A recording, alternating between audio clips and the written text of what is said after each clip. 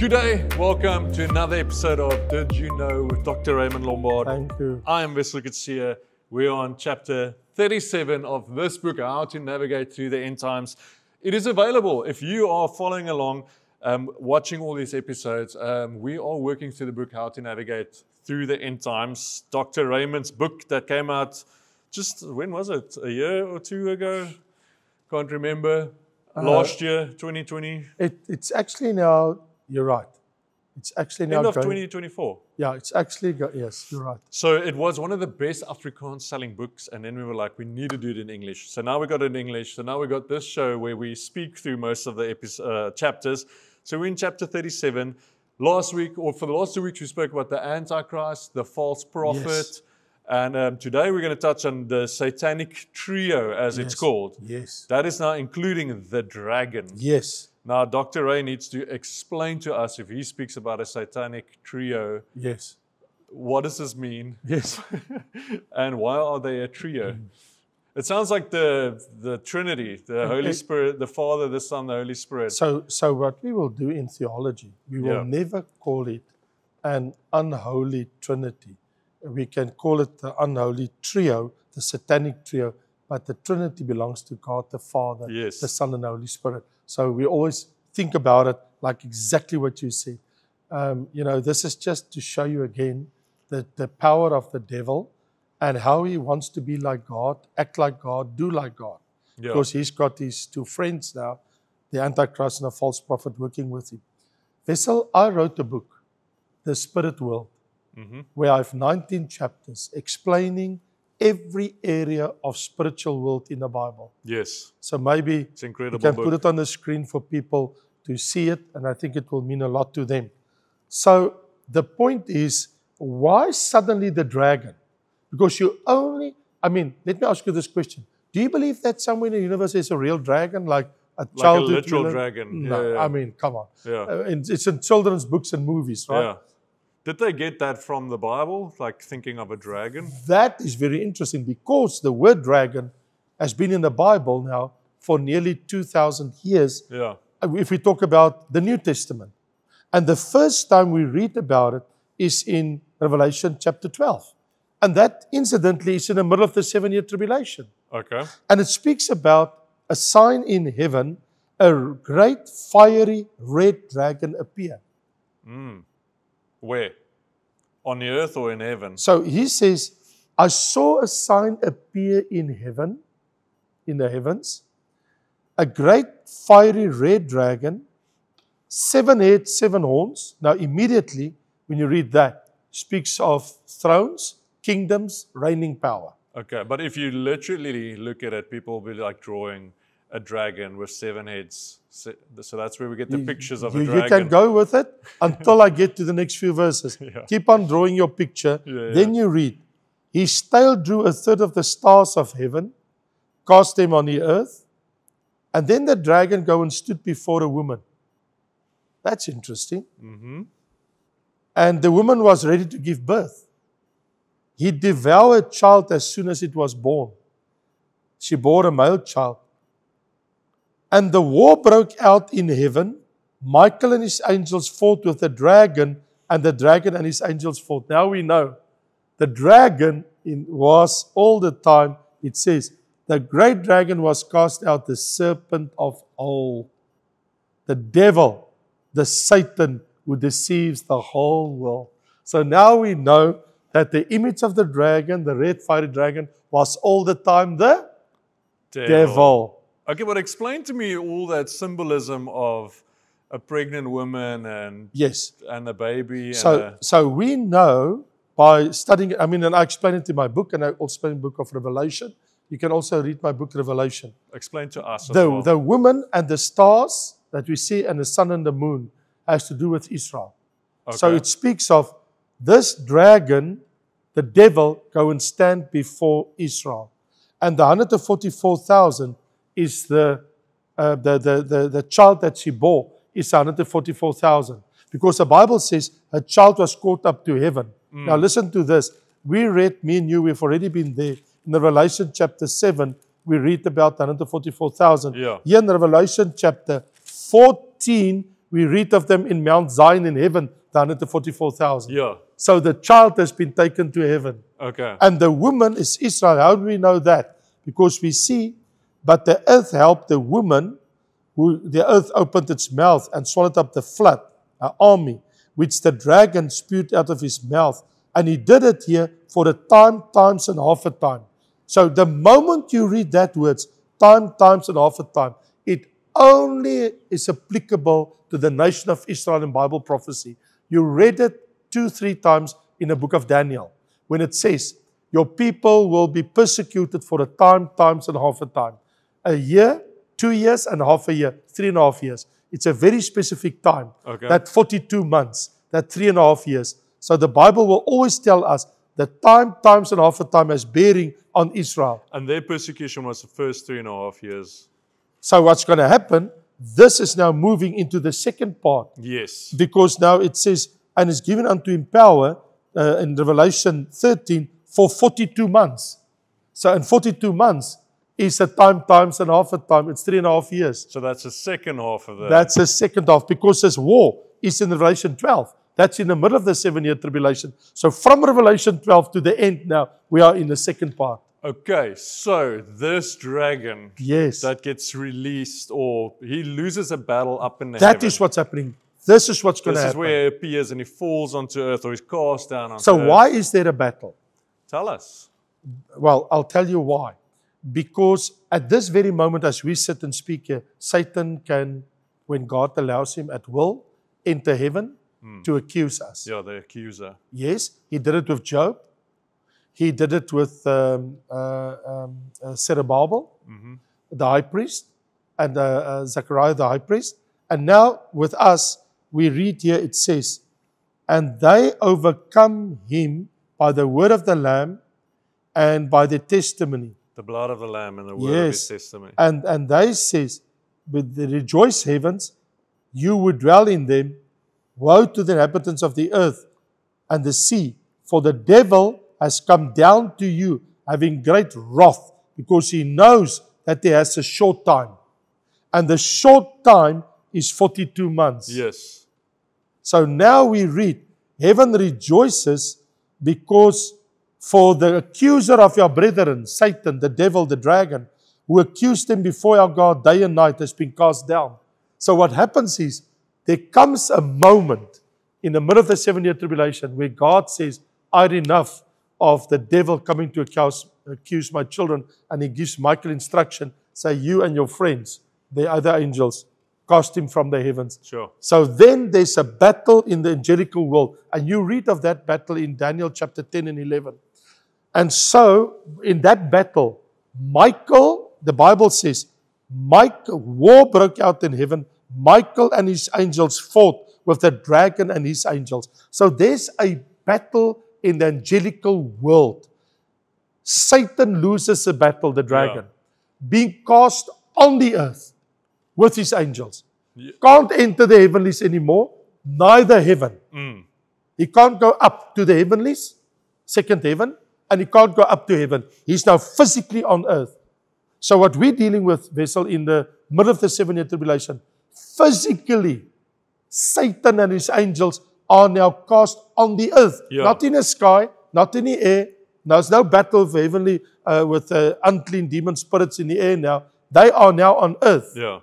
And then it turns from, it's been already a terrible situation, to the devil is on earth. And now he gives his power And that's where we to the Antichrist. spoke about last week. And that's when suddenly he gives his authority and power To the Antichrist and the false prophet. And the false prophet. Now we've got two people to speak for you. And suddenly you have this political leader who's satanic. You have this False prophet. false prophet who's prophesying Yes. satanic things because he's got the word The of the world dragon. is now satanic. Yes, It's a satanic world. because Satan is here as well. Totally. And Revelation chapter 16, it says, and they will bring out of their mouth, he says, and I saw 3 unclean spirits like frogs coming out of the mouth of the dragon, out of the mouth of the beast, out of the mouth of the false prophet. What is these demon spirits now suddenly doing? Because this is going to happen at the end of the 7 year. Because when we get to the bowls, we're at the end of the 7 year.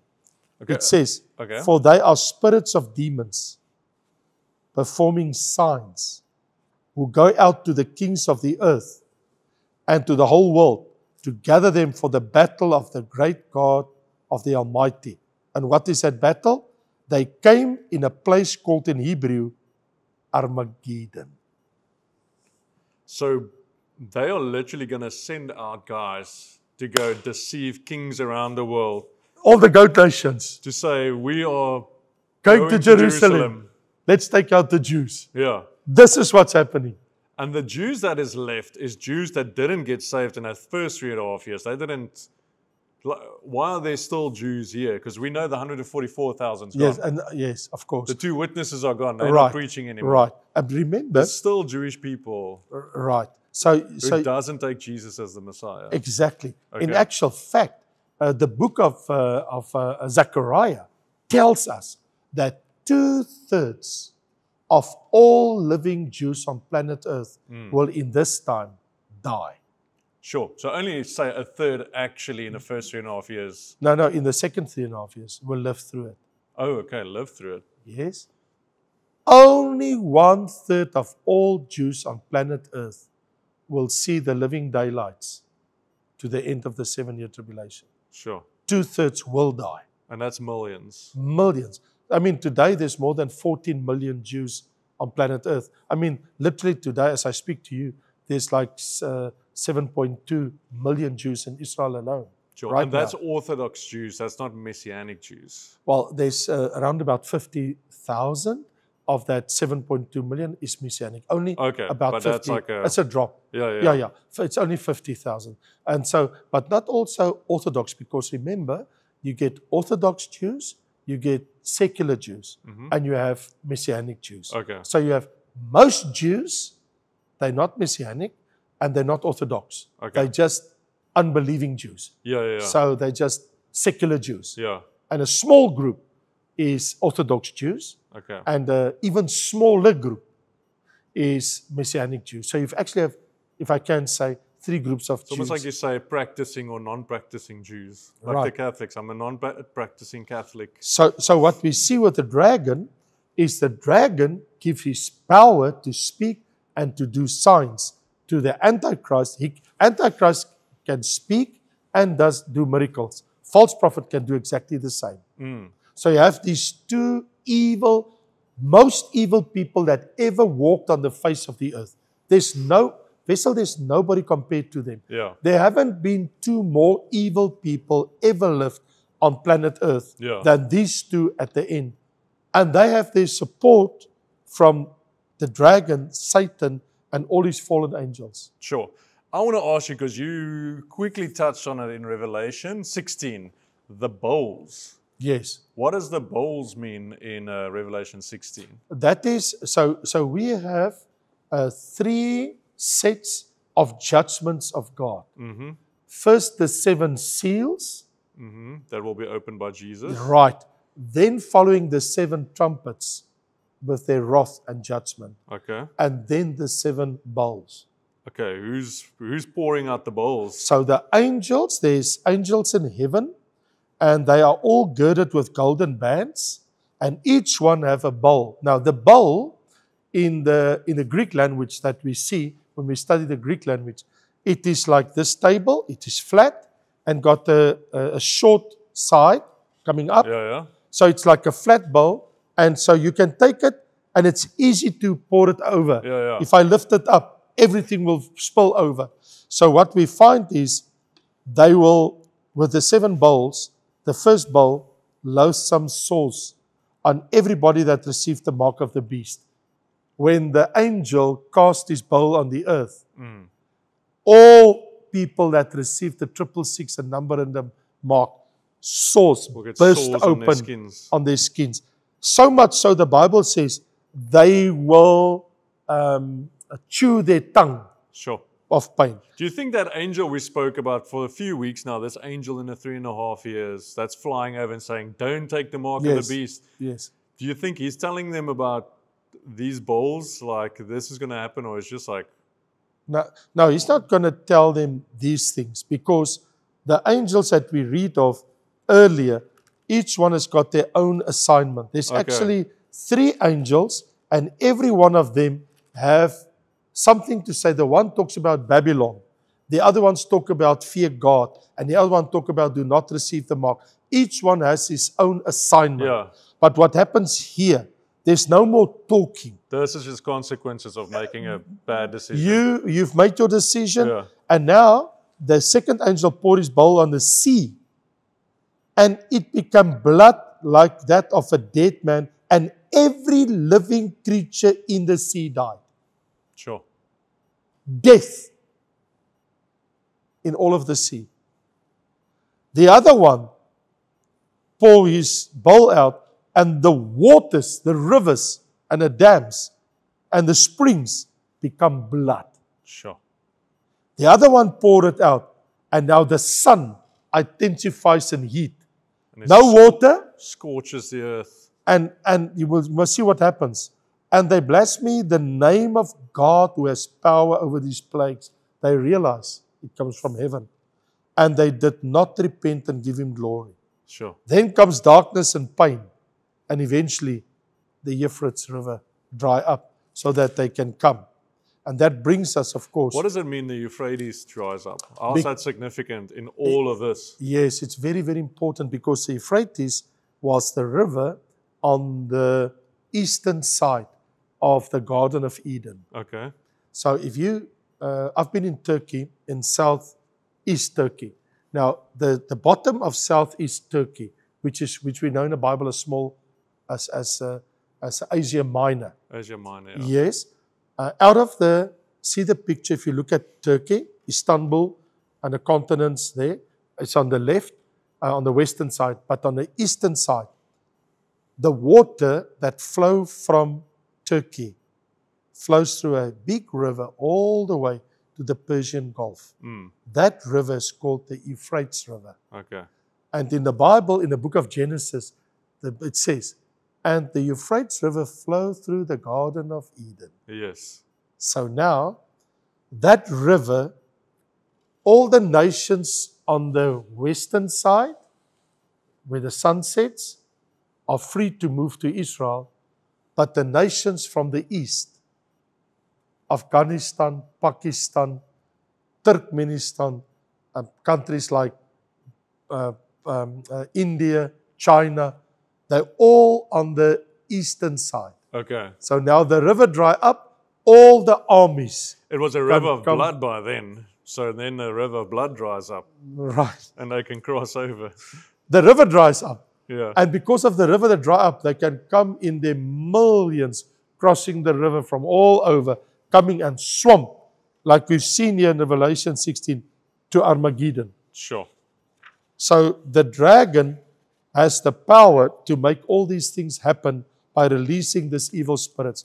And if you look at the dragon, what's going to happen to the dragon, we read, the next time we read of the dragon is in Revelation chapter 20. And what the Bible says, I saw an angel coming from heaven having the key of the bottomless pit. That is the abyss under the earth.